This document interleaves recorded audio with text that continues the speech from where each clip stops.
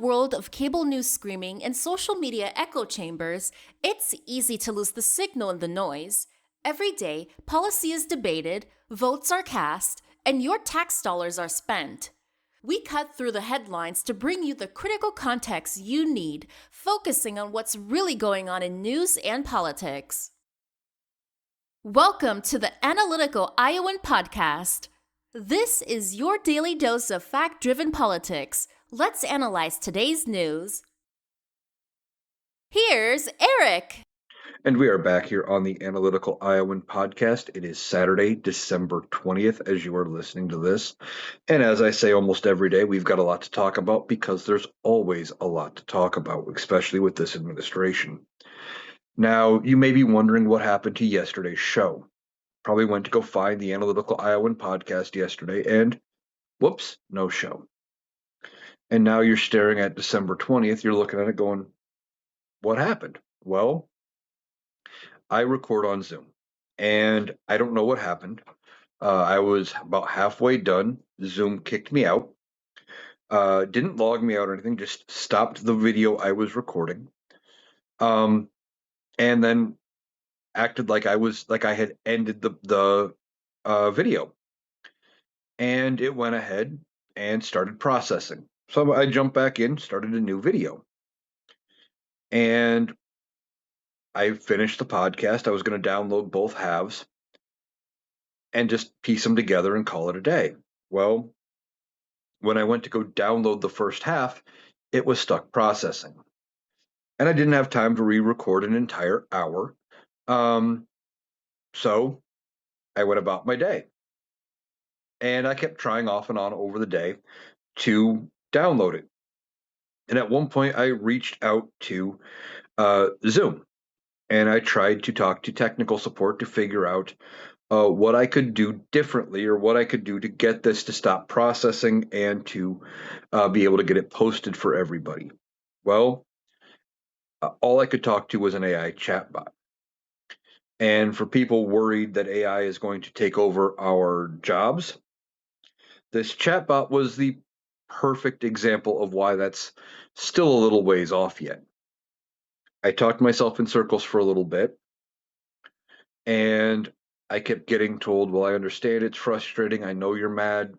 But there's not, basically you just got to give it 24 to 48 hours. We don't know why it's doing this, which I'm guessing maybe a real human would have told me the same thing.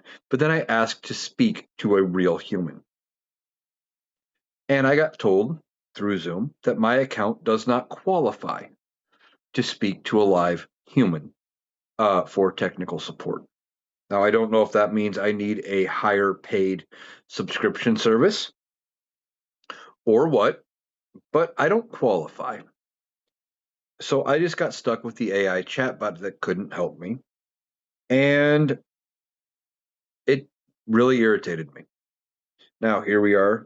I'm recording Saturday's podcast, still waiting for it to download. And I don't know if I'm going to end up uploading the podcast from yesterday. If it doesn't come through probably sometime today, I will probably check it before I record tomorrow's podcast. And if it hasn't come through, then I probably just will not upload it because so much stuff has changed in the world of news and politics that some of the stories I talked about yesterday have already changed. So we will see. If you do not get yesterday's podcast, I apologize. I didn't have the time after I had gotten it recorded before I had to go to work and do all of those other things where I could record again. And I tried off and on throughout the day, like I said, when I had moments to try to get it downloaded, and that just didn't happen. So unfortunately, yesterday's podcast is stuck in limbo. I thought it was pretty good. But like I said, some of the things I discussed in yesterday's podcast have changed. So let's get into it. Now, midnight this morning was the deadline to release the Epstein files. And that's probably going to be the biggest story of the weekend is the Epstein file release. And it landed with a thud. Why? because, as most of us probably predicted, the administration has fucked around.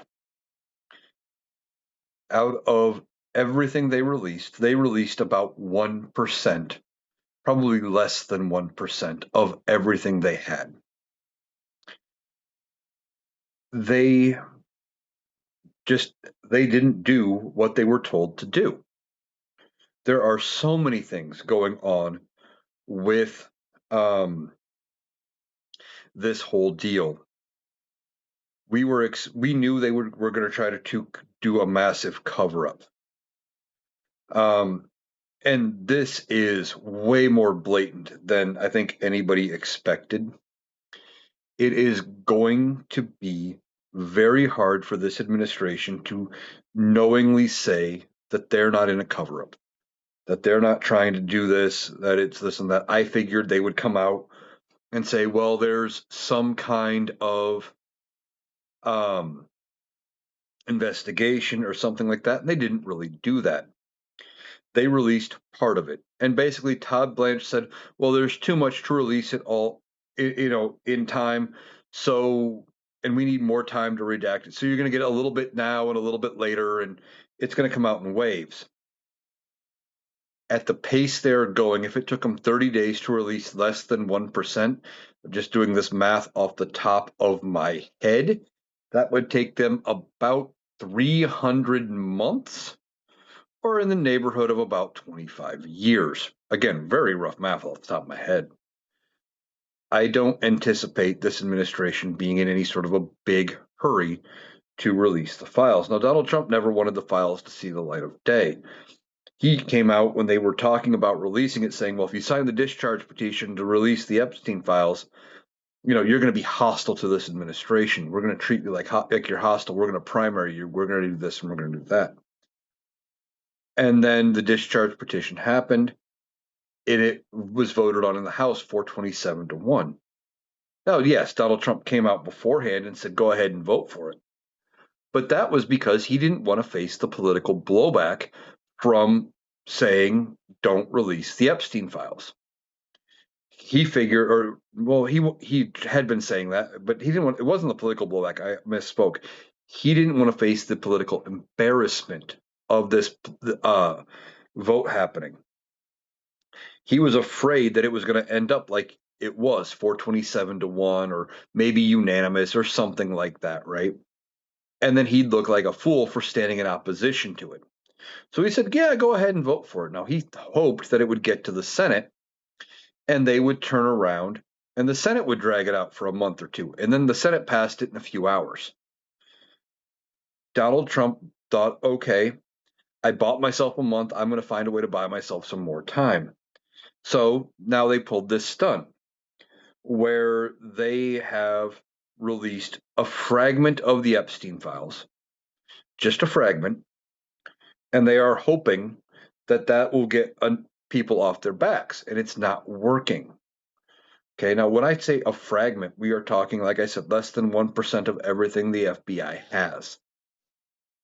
And out of what they have, there is a ridiculous amount of things that are redacted. Now, part of this law, and maybe Congress was being a little optimistic by trying to say they had to do it in a month. Okay, but they gave them 30 days to release the Epstein files, and the other half of it was, if anything was redacted, that they had to submit a report to the Oversight Committee, or to Congress anyway, about what was redacted and why. Now, there is tons of documents in there. There is like one person I saw on TikTok talking about it said that there is a 19-page printout of text message of a text message thread where everything basically is blacked out. We don't know who was talking to who. We don't know what was in any single message. That every last bit was redacted with no explanation. 19 pages gone. Just blacked out every single word. You can't tell me that there was, you know, images of abuse of the victims in there, in every single part. Every word was something that they couldn't say, that there was identifiable information that, you know, no, this is just a blatant cover up. And it is so bad. But there were some smoking guns in the Epstein file release itself. Now, there are certain things that they released. They started with releasing pictures, of course, that connect Bill Clinton to Epstein. And we have never said that Clinton didn't know Epstein. Um, Now, there are multiple images of Clinton with Ghislaine Maxwell, with Epstein, and in some cases with women who have their identities redacted. And in some cases, I think there was at least one image of Clinton with looked like in a pool or something. I'm not sure. Maybe I'm getting the images crisscrossed here, but there was an image I'm pretty sure of Clinton with a woman or girl. I don't know if it was of age or not because everything is basically redacted, but both her face and her chest are redacted, giving at least the appearance that she may have been topless. So that could have potentially have been a victim of Jeffrey Epstein. Now that's not a good look for Bill Clinton. And if he is in the files, if he has done anything, he needs to be held just as accountable as anybody else. I don't care who they are. I don't care what they have done. If they are guilty of doing anything with these um, underage girls, they need to be held accountable. Now, one of the things I'm seeing some creators on TikTok talking about, or commenters anyway, saying that, well, they're fucking around with it. They're going to try to delay it till Donald Trump's out of office because the statute of limitations runs out uh, when Donald Trump is out of office. And I don't think so.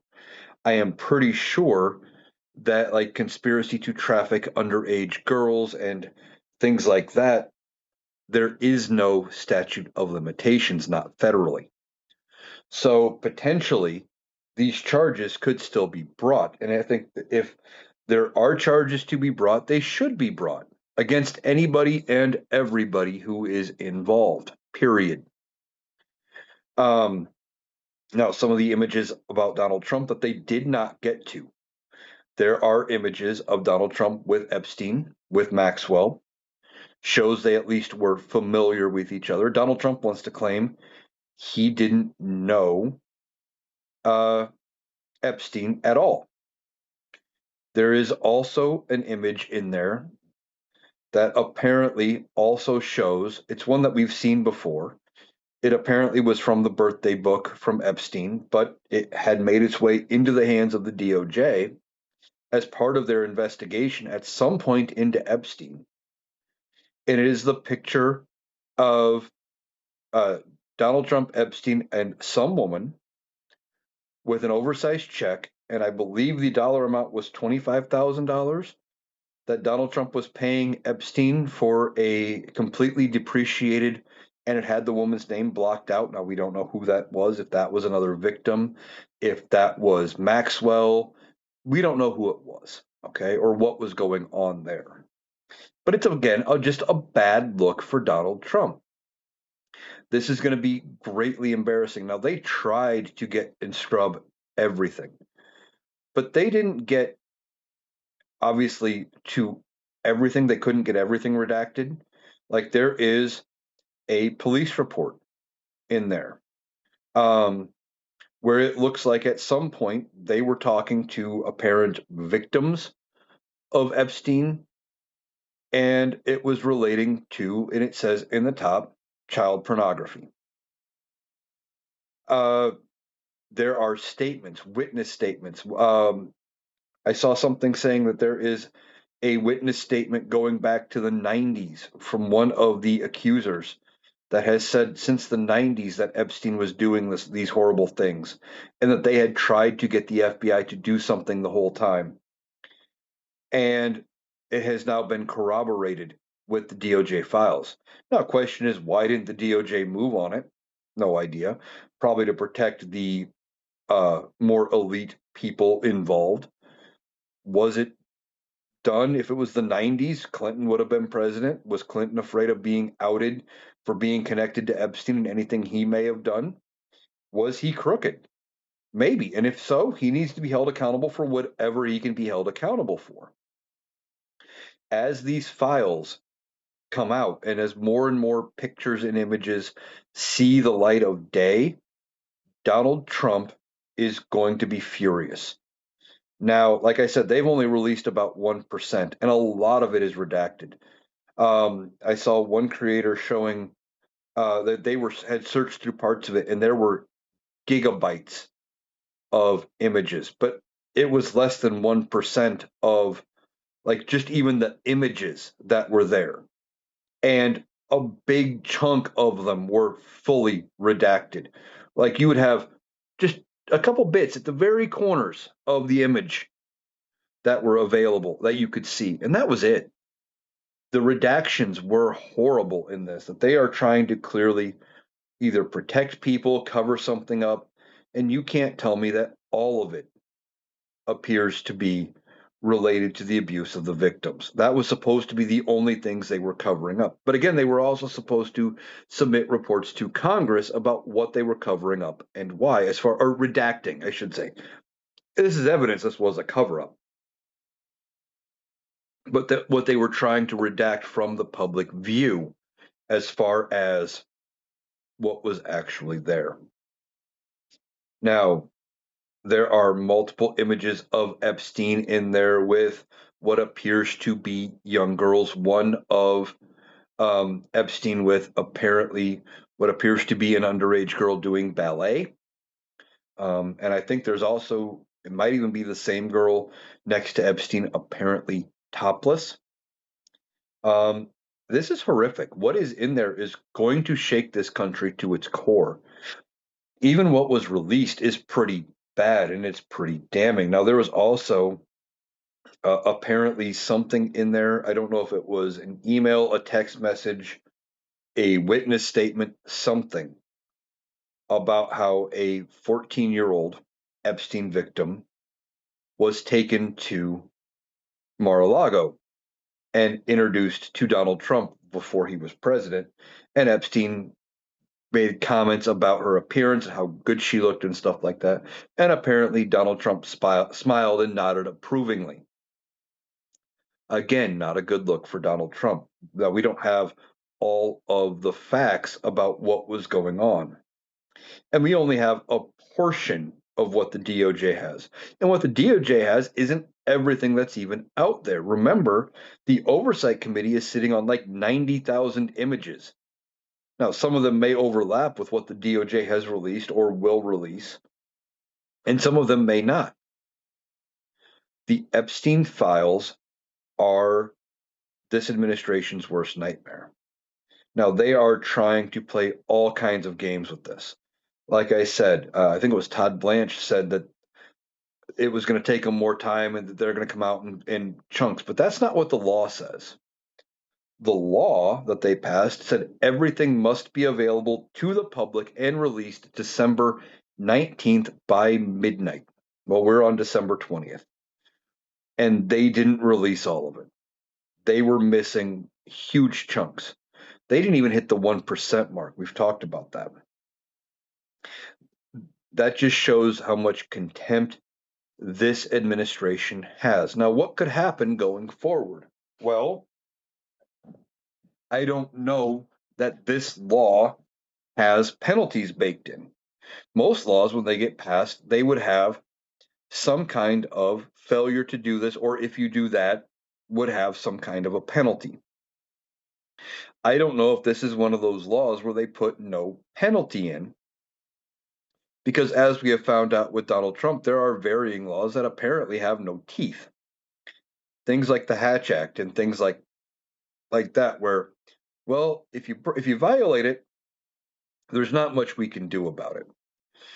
So who would investigate the DOJ for not releasing the files? Well, the DOJ, and they're not going to do anything about it. They're not going to look into themselves. So there's going to be no criminal investigation right now.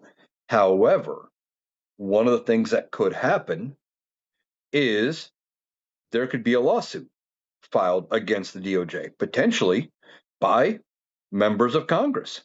They could sue the DOJ and say, well, we have asked you to release the files and you haven't done it. And there could be a court order ordering them to release the files immediately. And I wouldn't think it would take a judge very long to look at this and go, yeah, law's signed, law's valid, law's constitutional. You haven't complied. Make it happen. But again, who would force them to? Well, in this case, it would be the judge with contempt of court proceedings. Now, contempt of court is a very tricky animal. Certain versions of contempt of court are criminal contempt of court, and that would be where, and if it was a criminal charge, yes, a presidential pardon would work, and Donald Trump could pardon them for, going in contempt and this and that. But there's also civil contempt, and not following a judge's order, for example, is considered civil contempt. Now, both, I believe, still could face fines and or prison time. But if it's a civil contempt, and for example, where the order is about following an existing law and turning something over, I believe that falls under civil. Now, some of the attorneys out there, maybe one of them will correct me on this. Again, I know enough about the law, but I am not a lawyer. But civil contempt is not pardonable. So depending on what happens, the right judge could potentially start holding people in contempt of court. And if they start racking up fines and or, jail sentences, for example, if Pam Bondi, the attorney general, gets held in contempt by a judge for failure to turn over these records, and say she gets held until the DOJ releases everything, there's going to be some pressure to force the DOJ to release everything. Now, I don't know if that's going to happen. I am speculating, but it's a possible outcome. Now, a couple of the other possible outcomes we've talked a lot about is impeachment. Now, Thomas Massie, Representative Massie, and Representative Ro Khanna, Massie being the Republican, Ro Khanna being the Democrat, they co-authored the bill that turned into the Epstein Act. And they're already talking about impeaching Pam Bondi. They are talking about drafting articles of impeachment against Pam Bondi for fucking around with the Epstein files and doing this bullshit release. Why? Because she's in violation. Now, is it going to go anywhere? As I've talked about in other podcasts, I don't know. Because Republicans control the House, they would need 5 Republicans. If you count Massie, 4 more Republicans to go with all Democrats to pass articles of impeachment. Now, they may bring it up. It may get to a floor vote. They haven't said yet whether or not they are going to go for a floor vote on it. But if they do, and it passes the House, as I've talked about in other podcasts, I firmly believe that if a Republican-controlled House and a Republican-controlled Senate vote to pass anything as far as impeachment, that they already know they will have the votes to remove whoever they are impeaching. So Pam Bondi could be impeached and removed. And for her part, Pam Bondi's trying to throw Kash Patel under the bus, saying, well, it's Patel's fault for not releasing what the FBI has. They're the ones holding everything up. It's going to be a big blame game. trying to figure out who is to blame for failing to release the Epstein files and all of it. And they both may end up getting impeached by Massey and Ro Khanna. This whole thing is going to be so messy when it all comes out and when it all hits the fan that we don't know where it's going to stop. Now, I've said before, I think it is entirely possible and within reason to expect that Republicans could use the fucking around with the Epstein files as their way to get rid of Donald Trump. Why? Because they know, or at least they should know by now, that they are going to lose the midterms. And they are scared of losing the midterms and losing the House and the Senate.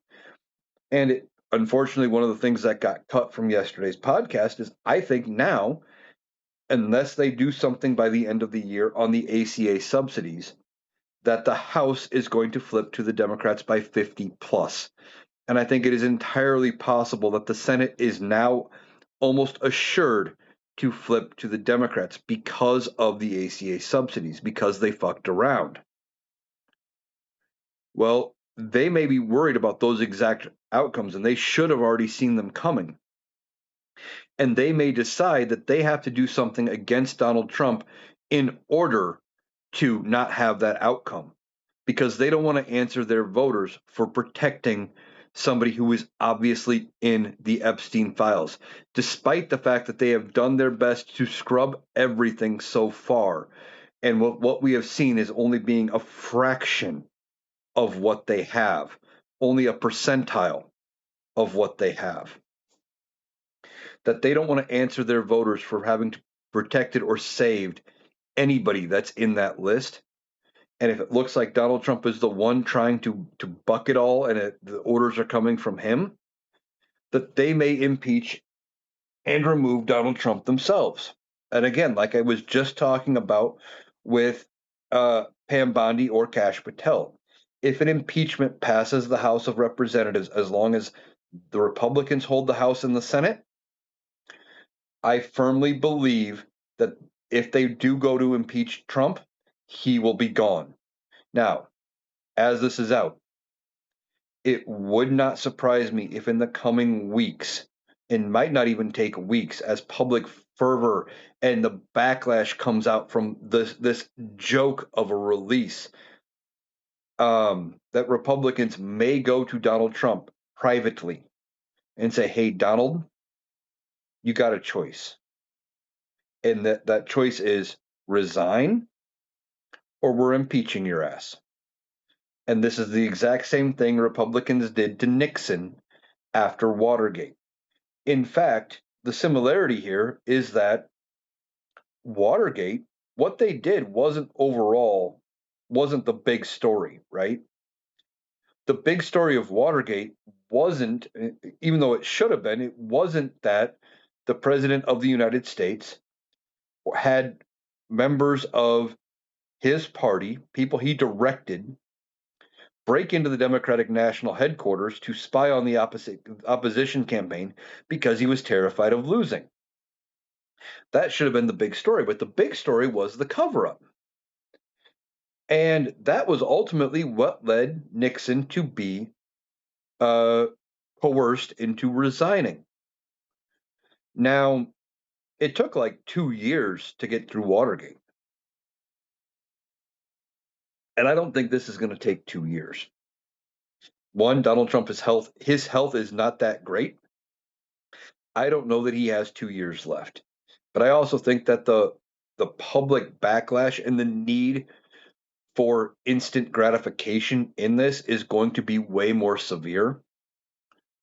There's going to be way more push from the public. And because of all of our methods of communication now, the members of Congress are going to feel that pressure coming from their own party, that they may have no choice but to move on from Donald Trump. Now, Donald Trump is not in the best of health. We've been talking about his health being a concern. And we have to be worried about whether or not he even makes it to the end of his term. I don't think he does. The stress of now these Epstein files and the pushback from the thud of a release is not going to play well for Donald Trump and his mental state. He is going to be frazzled. He is going to be erratic. Now, he was doing Thursday, he did an event in the Oval Office. It was signing an executive order on the lowering of marijuana from a class 1 to a class 3 controlled substance. Now, this effectively does the same thing that Joe Biden had already pushed through. It basically says, hey, look into it. If we, look, do some studies, look into it, and we're gonna lower it if we can, effectively. Now, again, these are executive orders. They can be overturned by the next president. It's not as good as if he passed something through Congress. And as far as it goes, it's effectively just taking a win from something Biden did, which is Donald Trump's good at doing things like that. So, but he was in the Oval Office for this event, and he appeared again to doze off several times during that event. Now, was he sleeping or was he having a mini stroke or something like that? Because his face started to droop again. It was pointed out that he was having muscle control problems. Now, a drooping face is a sign of a stroke. And they're propping him up. It was a far cry from the Donald Trump that was presented to the American public just the night before on Wednesday night when he was screaming into the void about how we should be grateful for him for having the best country and that the country was dead before he took over and we're alive again, and how inflation's zero, which you don't want to have zero inflation. Zero inflation, or basically, or negative inflation, puts you into a depression. And that is the worst thing we could potentially have. We're already worried about a recession. We don't want a depression. But of course, but the Donald Trump that was all full of piss and vinegar and screaming and yelling and full of vitriol was very low key, very lackadaisical. Showed a different Donald Trump. And like I said, his face started to droop. That's not the first time his face has been caught on camera drooping. Is he having more strokes? Or is it that the meds he's been given, are they wearing off? Are they only able to give him so much at a time? Was it, it is entirely possible. We have been told from members of Congress that they believe Donald Trump is getting $26,000 a month anti-dementia injections, and that he's taking anti-dementia pills and things like that. Could it be that whatever they gave him to have him be full of energy to address the nation, by the time they got around to it, they couldn't dose him again because of concerns that they had to let it wear off for so long before they could give him another round? Now, he was supposed to go do a rally last night in North Carolina, and I believe he did. But the rally, again, he's out trying to get in front of the country, trying to talk about how good the economy is and how great things are going for him. Problem is, the only person that believes it is himself. Well, and some of the Trumplafucks, but they're too dumb to know what's going on. How can they believe the economy and everything is going so great when you go to the store and you see the prices with your own eyes? A couple of them I talk about all the time. Price of ground beef before sales, a lot of times around here, is getting up between $8 and $10 a pound. And I'm in Iowa. We grow beef. Now, I know there's going to be people here, specifically in Iowa, that say, well, I don't pay grocery store prices. I raise my own. Good for you. Or somebody who raises beef. I know several people locally who will sell like a quarter of a cow at a time. And you pay so much per pound and you get your choice. Basically, everything costs the same because it's all you're buying, a percentage of the cow, basically. That's great if you could afford to do it, but a lot of us don't have the money to go out and spend hundreds of dollars on a half a side of beef or a quarter of a side or a side. It's a lot of beef and it's a lot of cost. We don't have that kind of money. So we have to go buy it at the store. Well, when you're getting up to $10 a pound on beef, that's ridiculous. And that's just for ground beef. That's not talking about your steaks and things where it's just gone up ridiculous. The other one I talk about all the time is soda. And you guys always see me with a can of soda in my videos, right? Well, just a few years ago, you could routinely still get them on sale 3 for 10, 4 for 10, maybe even 6 for 10 on a good sale, like a great once a year type sale, right? Huge savings. Problem is, now they're almost $10 a 12 pack. $10 a 12 pack, 3 or 4 years later. You can't tell me that everything's more affordable, Donald Trump, when I can see it with my own eyes. Now, obviously, if you watch your sales and you know you get your good prices, you can still get them relatively cheap. A lot of what I buy, I wait for it to go on sale, and I'm getting them around $3.99, $4.99, $5.99 a piece. Not great, but cheaper than $10 a 12 pack. And you have to do that now in this economy. You're watching and you're cutting your corners. And I know I'm cutting other things out of my diet because of it to keep the caffeine coming. But Donald Trump wants us to believe everything is affordable. It's just not. Now, he dozed off during this signing of the reclassification of marijuana. Okay. And if they did reclassify it, great, good, wonderful.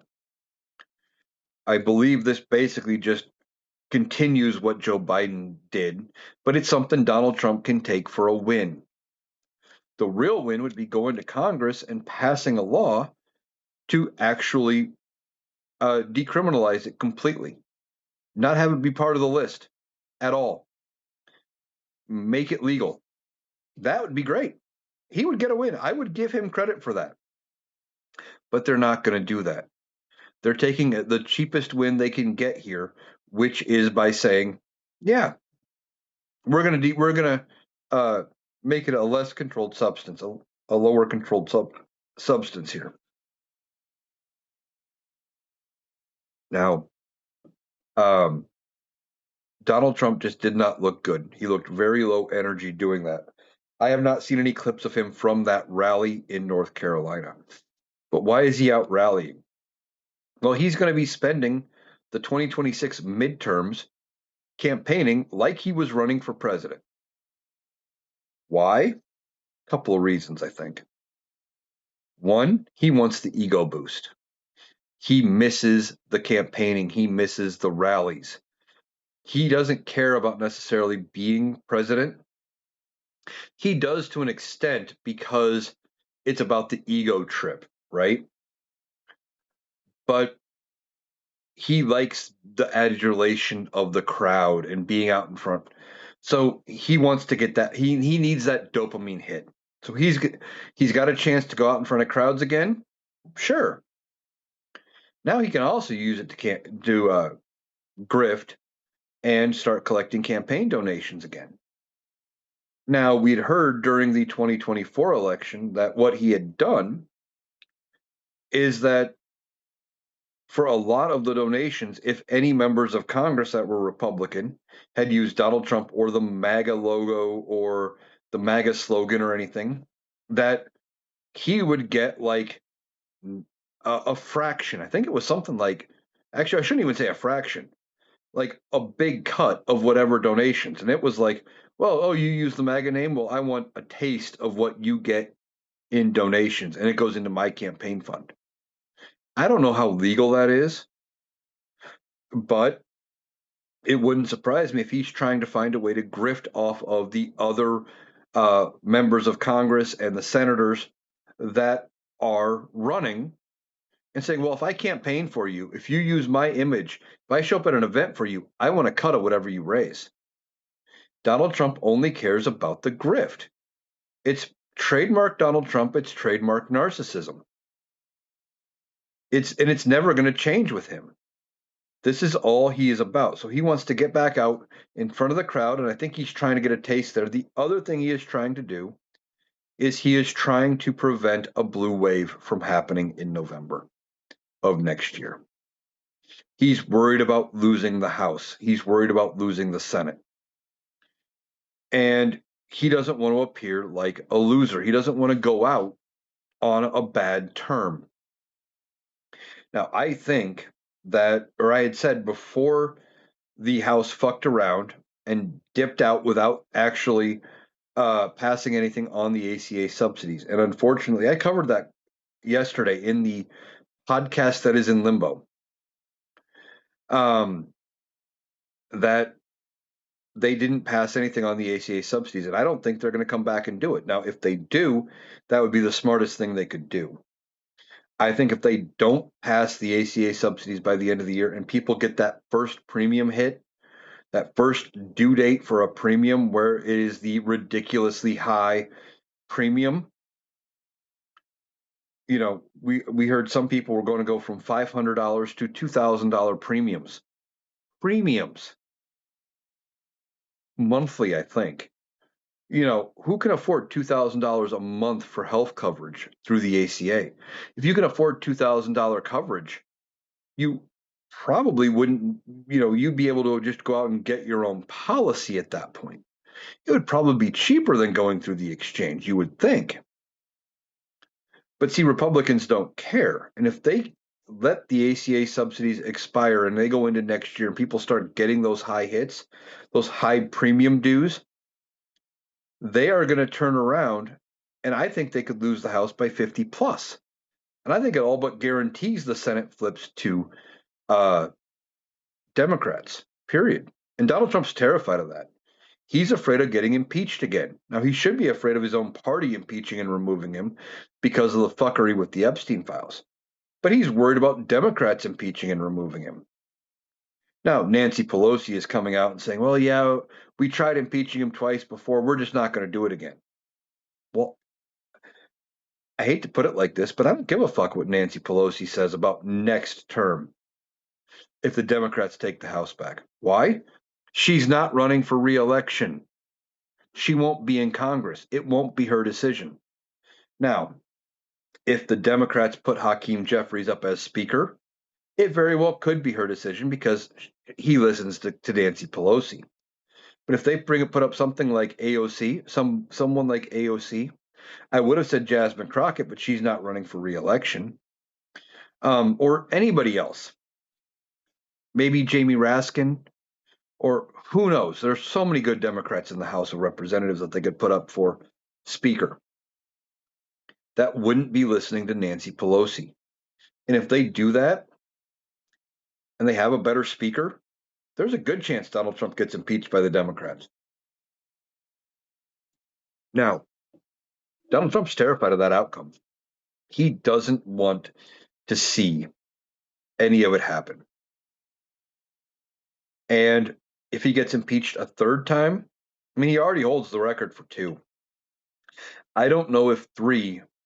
Well, the third one, if it happens before Democrats take over, will be the one that gets him out of politics. That will be the one that would remove him if Republicans do it. But there's also a chance that the Republicans may back it if the Democrats lead it after they take over the House. If this guy comes through and they get wiped to shreds, and they get wiped out in the midterms, right? They lose the House by 50, 60 seats. We see safe red districts, what should have been safe red flipping to Democrat. Then they might go, fuck this shit. We got to get rid of this motherfucker. We want to have a chance in 2028. And they get rid of Donald Trump. Then they go with J.D. Vance. Now, we had been hearing about this idea, and people are terrified of J.D. Vance being president, right? They say he's going to be worse than Donald Trump. Well, think about this. The Republicans don't like J.D. Vance, not really. That apparently he's not well liked. He's not going to have the same pull that Donald Trump has over the Republican Party. Okay? He doesn't have the same presence, the same ability to command. None of it is gonna go JD Vance's way, right?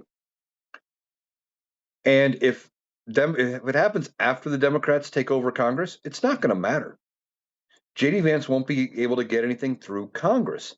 And the filibuster is going to be our biggest ally if we don't take over the Senate.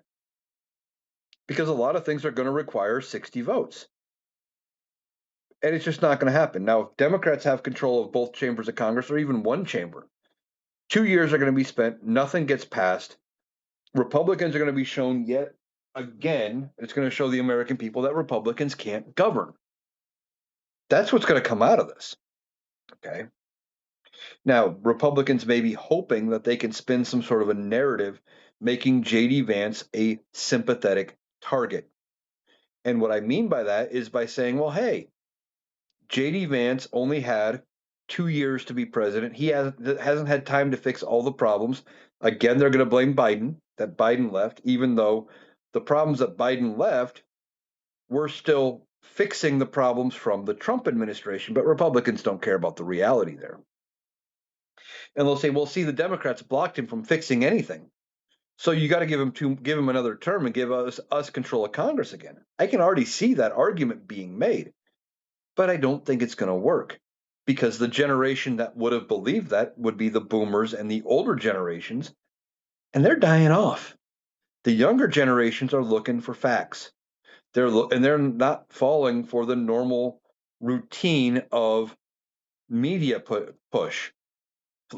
Places like Fox News and things like that aren't working as well with the younger generations, at least from what I can tell.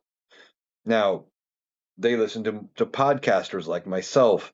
They listen to other sources to get their information. So Republicans are really going to have to push to try to make anything happen there. I don't think it works. But we had heard, or we had speculated, I should say, about what would happen. Who would JD Vance get as his VP?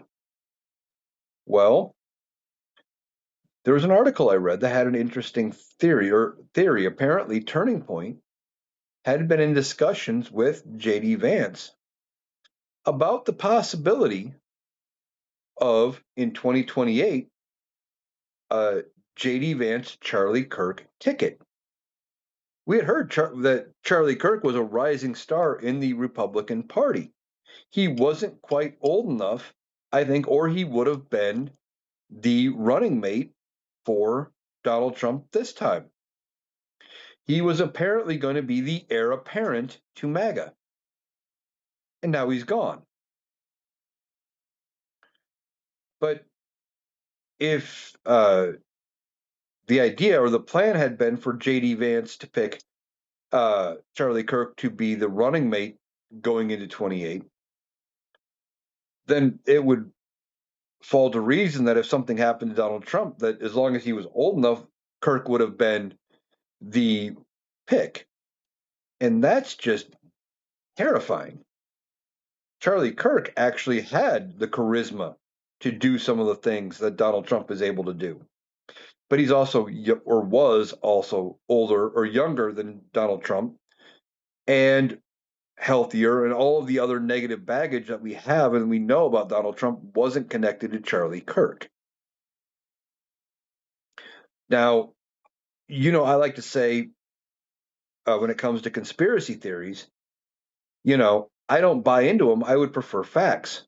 But reading that article about this plan for Charlie Kirk to be potentially the running mate of JD Vance makes me question what happened to Charlie Kirk. Was this a politically motivated attack, with the idea being with somebody close to Donald Trump putting it in the works to prevent Charlie Kirk from upstaging Donald Trump and taking some of his thunder? Donald Trump doesn't want there to be an heir apparent to MAGA. He wants to run for a third term. He keeps joking about it. Now, they say he's joking. Donald Trump doesn't really know what a joke is. Well, maybe. I mean, he does have to look at Eric and Don Jr., but I don't think he really knows what a joke is. And he has talked about running for a third term. Now, he can't legally. That hasn't stopped this administration from trying to do all sorts of things that they shouldn't have been able to do legally. But Donald Trump wants to run or thinks he could potentially run for a third term. He's not going to be around for a third term. Something's going to happen. His health isn't going to be there. He's going to be removed by his own party or something. But considering that he has his eyes on that third term, it wouldn't surprise me if somebody put the idea in his head to do something to get rid of the heir apparent so he doesn't have to name one. So he can always be the center of attention. And I hate to think like that, but that's because it's Donald Trump. With everything that surrounds this man, you always end up wondering, could it really happen? Is it a thing? You know, and the question comes back with, well, maybe. And that in itself is a scary predicament. Now, one of the last stories I want to talk about is Donald Trump and the Kennedy Center. Donald Trump wants to rename the Kennedy Center the Trump Kennedy Center. Now, that sounds dumb on the surface, but part of the reason why he wants to do it, and again, this was a part of that missing podcast, and if I can somehow get it uploaded, if it ends up kicking out of processing, I think that's what I'm going to title it, is the missing podcast. But anyway, he's worried about his legacy. And that leads me to believe that there's something wrong with Donald Trump. We were talking about it earlier, about his health. I don't think he's in very good shape. And I think he is aware on some level that he is not well. He's talked about making it to heaven, and he's worried about doing things for his legacy. You know, he wants to build a ballroom, which again, we've heard the price tag keeps going up. I think now we're up over 350, maybe into $400 million for something that was going to cost 250. And we still don't even know if it's going to be able to be completed. But he wants to rename the Trump Kennedy Center. It's a vanity project, so he has some legacy. He looks around and he sees all of the things that are named after other presidents. He wants monuments to himself. He wants to build an Arc de Triomphe like they have in France, which would be the Arc de Trump. But people like Washington and Lincoln didn't go out demanding monuments to themselves in the moment. Those came later, after you earned them through being a good leader, a good president. Donald Trump is neither. But he's trying to do all this. Well, come to find out that the Kennedy Center is a National Historic Site, I believe.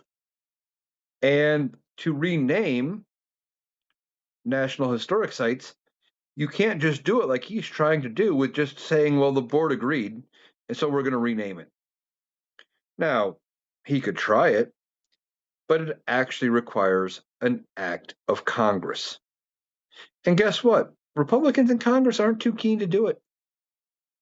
They realize that passing something that would actually do that wouldn't benefit them politically. There's not enough gain and a lot of things to lose from doing it. So it doesn't sound like it's going to go anywhere. Now, it wouldn't stop him from trying to rename it. Here's the thing. If he does pass an executive order or just directs them to go do it or what have you, as soon as he's out of office, and this is what he doesn't realize, again, in part because he thinks he can get himself a third term and because he's not in the right mind, he's convinced he's going to be around forever or that Republicans are going to be in power forever. The next president will just undo it. They'll just take his name off.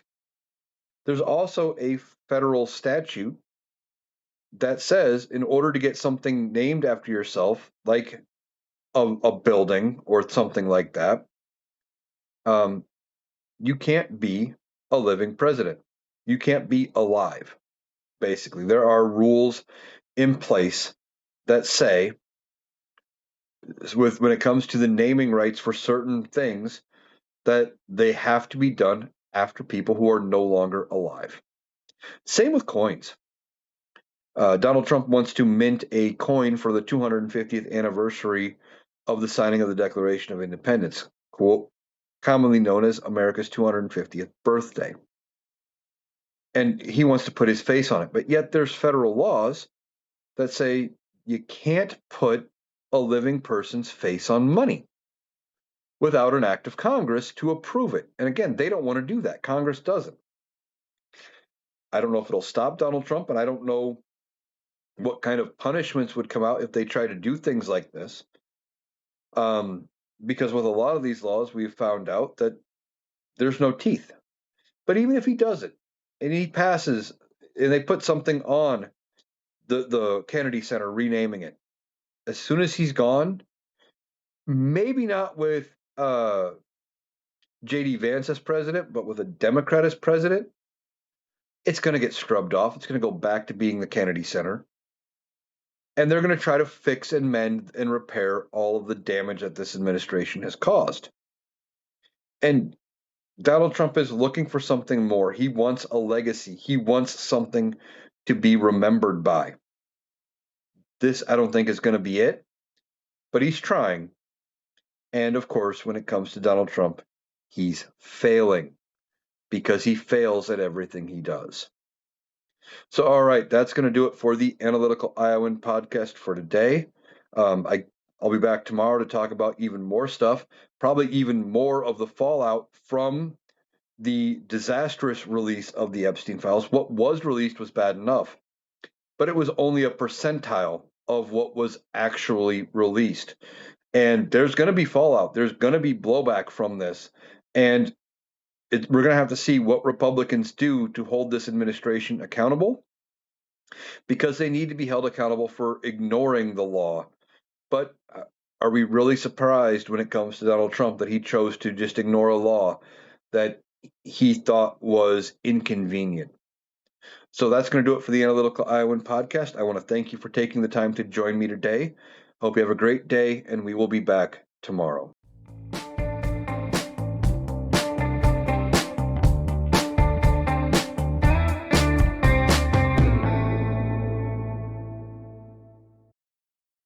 That was Eric. That does it for our analysis today. If you appreciated us cutting through the noise to get to the critical context, please make sure you're subscribed to the Analytical Iowan podcast on Spotify and YouTube. We'll be back tomorrow. Thanks for listening.